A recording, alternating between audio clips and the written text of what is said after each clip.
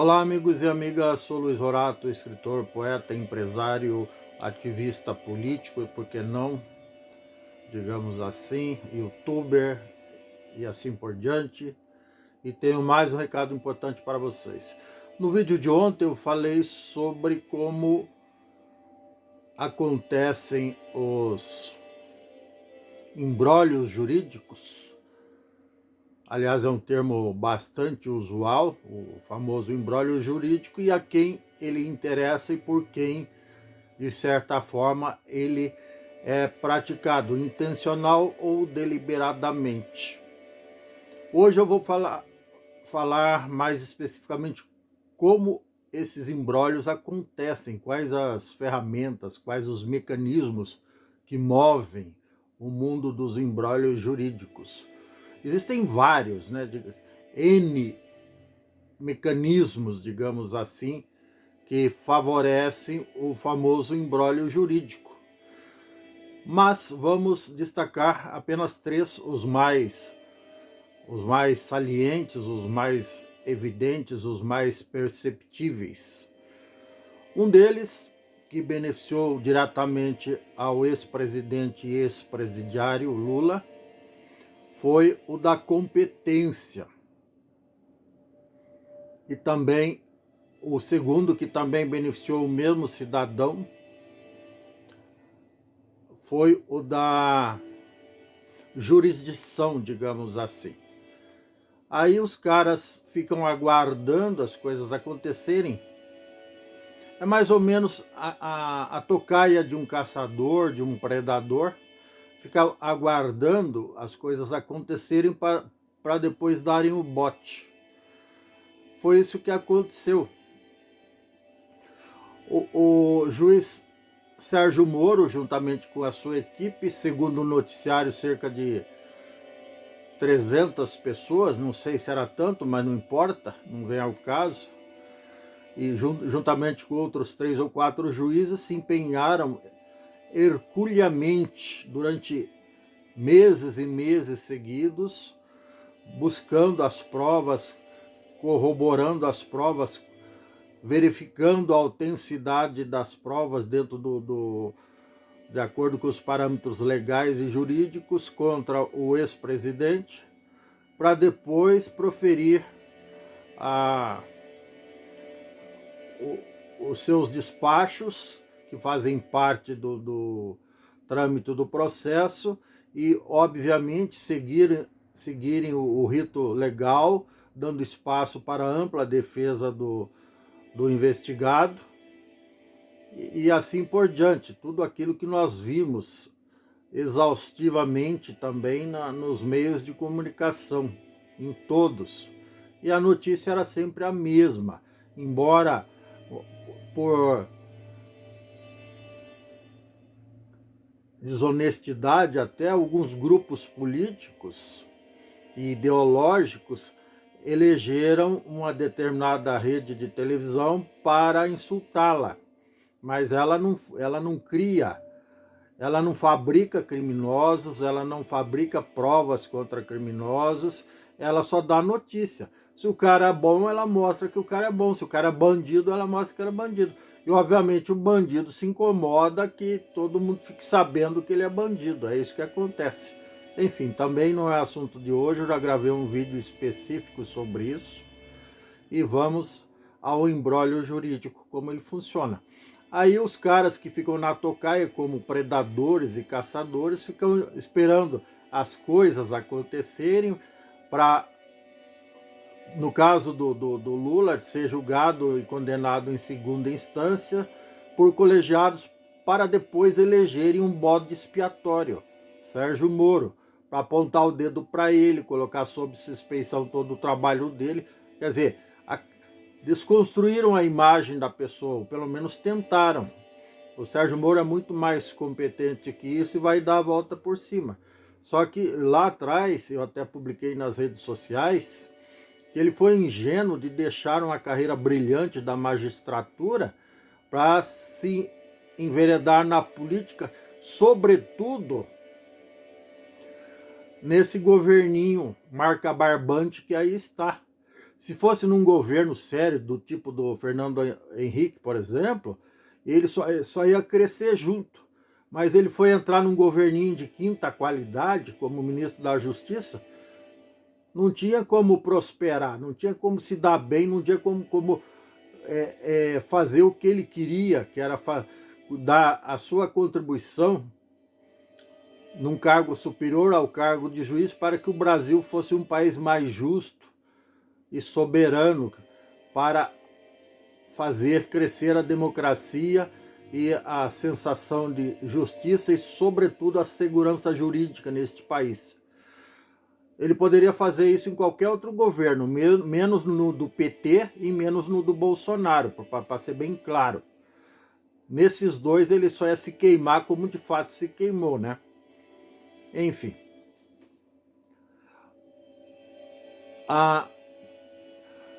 Voltando à questão da competência, aí esperaram o cara ser condenado em segunda instância para depois dizerem que ele não poderia ter sido julgado em Curitiba. Ora, o cara cometeu crimes que prejudicou o Brasil inteiro. Na minha opinião, ele podia ser julgado em qualquer lugar, até fora do país, pelos crimes que cometeu aqui. E que cumprisse pena lá para não custar nada para os cofres públicos brasileiros. Para mim não ia fazer falta alguma. Não sei para os demais aí que estão me vendo e ouvindo. Ele poderia ser julgado lá na Rússia, na Ucrânia, no Paquistão, no Afeganistão, no Azerbaijão, nos Estados Unidos, na Suécia, na Suíça, na Alemanha, em qualquer lugar que ele fosse julgado, condenado pelos crimes que ele cometeu aqui e que cumprisse pena por lá também, para mim estaria ótimo. Não ia dar mais prejuízo para os cofres públicos brasileiros, o cidadão. Até porque com essa carestia que aí está, uma quentinha, uma marmitex está muito cara. Então, o cara ia comer 2, 3, 4 por dia, pelo amor de Deus, ia custar muito caro. Não merece isso. Desculpa a sinceridade. Então, aí os caras esperaram, né, para criar esse circo que criaram de anular as condenações e, por conseguinte, as provas. E deu no que deu, né? Então são 3. Eu já falei de 2. Da questão da competência. Da competência não. Da jurisprudência, né? De ser julgado no estado, não no outro, ou vice-versa, numa cidade, não na outra, enfim. E a segunda é da competência. Agora, por exemplo, na semana passada, aliás, está acontecendo ainda o caso de corrupção, vejam bem, corrupção no governo do Bolsonaro, que é um governo que disse que não tem corrupção. Já imaginaram se tivesse? Já teve a denúncia da a CPI da Covid, várias denúncias de corrupção envolvendo o Ministério da Saúde, agora esse ministro da Educação que saiu fora, que é pastor, inclusive, que ele arrumou outros pastores a pedido do Bolsonaro para trabalharem dentro lá do Ministério Público e vender facilidade para prefeitos mediante comissão. Não estou dizendo que o Bolsonaro sabia ou participava disso, mas ele indicou os pastores para que não são servidores públicos, pela cara dos indivíduos nem tem formação superior, eu já avalio pela cara de uma vez, mas são vigaristas, inclusive um próprio colega deles que denunciou ali, que denunciou o esquema, que apresentou comprovantes de depósitos, chamou um deles de filho do demônio, ele mesmo disse que chamou o cara de filho do demônio, um desses que foi preso aí, não sei se o Edmar Santos ou o outro, chamou o cara de filho do demônio porque ele estava ali para pedir propina, para enviar, vejam bem o absurdo, enviar dinheiro, verba pública do Fundo Nacional de Educação, dinheiro do Ministério da Educação, dinheiro de imposto que todos nós pagamos para enviar para igrejas, para fazer... teve um lá que recebeu 300 mil, 200 ou 300 mil, para criar um colégio particular dentro da própria igreja dele. Quer dizer que ele ia se beneficiar com isso, porque depois ele ia cobrar mensalidade, enfim. Não importa o que o cara ia fazer com o dinheiro, o que importa é que ele não poderia pegar dinheiro público em benefício pessoal. É o que o cara estava fazendo. Esse pastor, não sei se é o Edmar Santos ou o outro, que também foi preso junto com o ministro.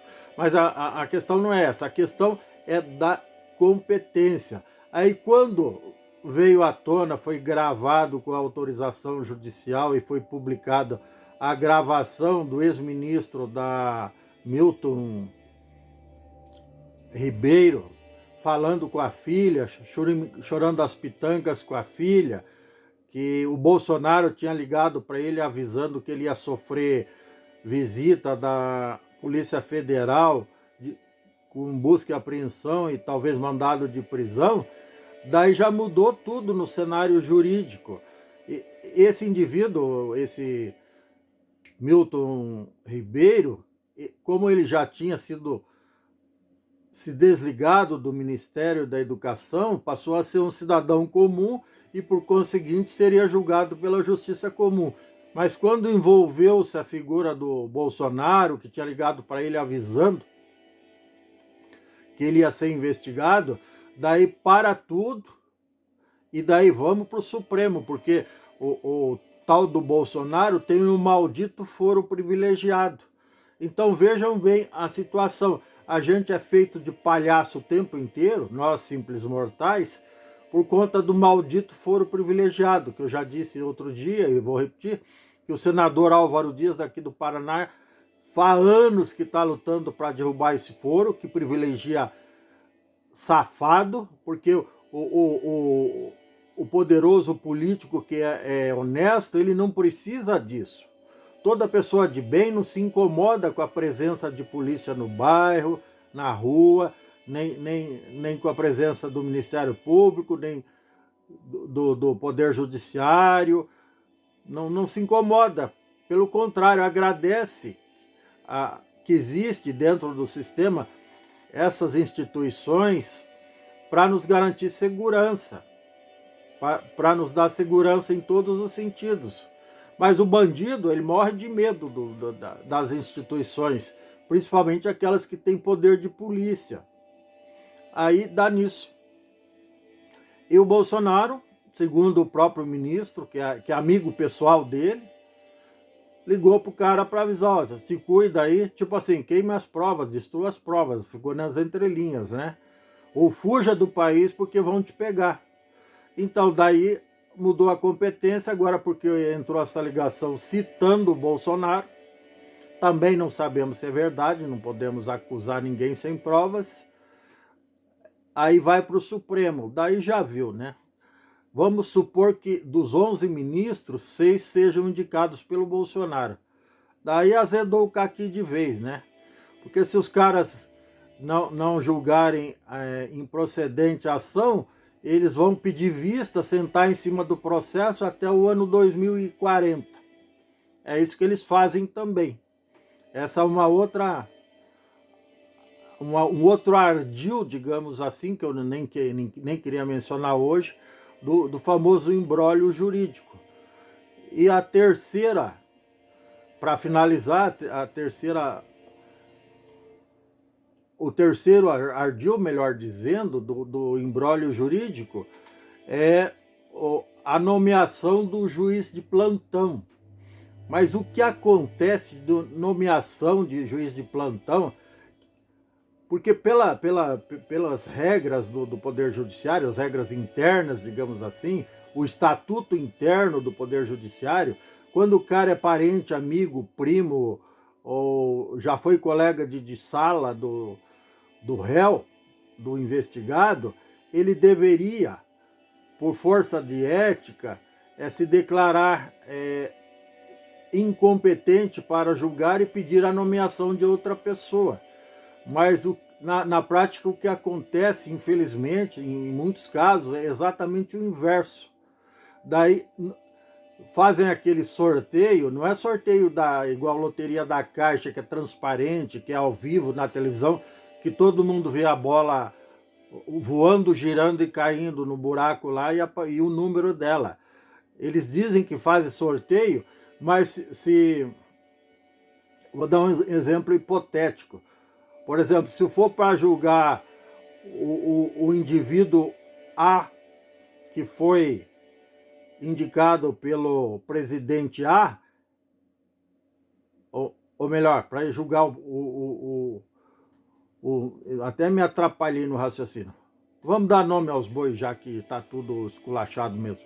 Se for para julgar o Lula, por exemplo, aí no sorteio quem vai sair para tomar, digamos assim, uma decisão monocrática ou ser o relator do processo? Bom, o Lula tem bastante chance, que ainda tem uns 5 ou 6 que foram indicados por ele. Mas no caso do Bolsonaro só tem 2 por enquanto. Mas via de regra, aconteceu aí uns 20, 60 dias atrás, 2, daí não houve sorteio, os caras pegaram o bonde andando e sentaram na janela. Os 2 indicados pelo Bolsonaro, monocraticamente, eu já falei sobre isso aqui também, resolveram devolver os mandatos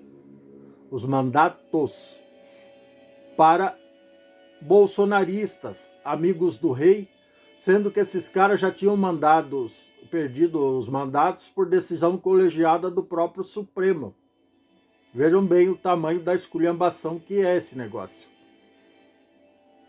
Lógico que daí isso estava muito escancarado, daí o Supremo teve que, no plenário, ou por decisão da primeira ou da segunda turma, reverter a decisão monocrática desses caras que chegaram ontem ali no Supremo e já querem ditar as regras a favor do bolsonarismo.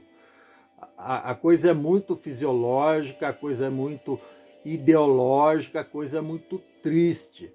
E infelizmente não é a favor da Constituição, nem do povo brasileiro, nem da democracia.